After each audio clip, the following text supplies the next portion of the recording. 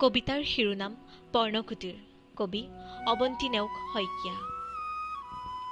মোৰ পৰ্ণকুটীৰলৈ কেতিয়াবা আহিবাচোন সখা।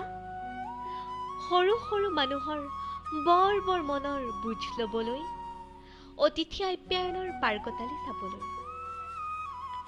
তোমাক মই ঢুকি নাপাওঁ, কিম্বা তোমাৰ দৰে উচ্চ শিক্ষিতাও নহয়, তথাপি আমন্ত্ৰণ দিছোঁ পৰ্ণকুটীৰৰ আতিথ্য গ্ৰহণৰ বাবে, মানৱতাৰ গানৰ সুৰত সুৰ মিলাবলৈ।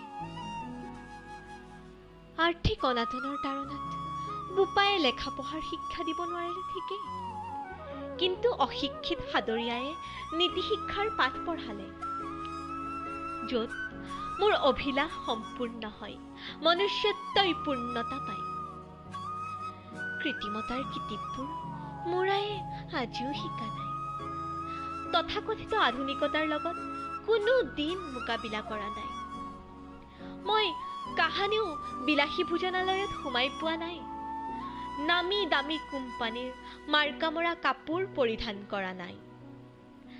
ঢাপৰ কচু ঢেকীয়া, খালডুঙৰ সৰু সৰু মাছ পৰ্ণকুটীৰৰ উৎকৃষ্ট আৰু সুস্বাদু আহাৰ।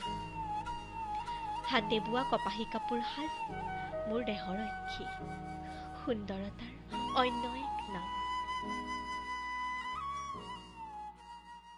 মোৰ পৰ্ণকুটীৰলৈ কেতিয়াবা আহিবাচোন সখা। অকৃত্ৰিম মৰমৰ সৰু সৰু ৰঙীন টোপোলাবোৰ জনমানসত দাঙি ধৰিবলৈ, হাতে হাত ধৰি মুষ্টিবদ্ধ হৈ মানৱতাৰ জয়গান গাবলৈ।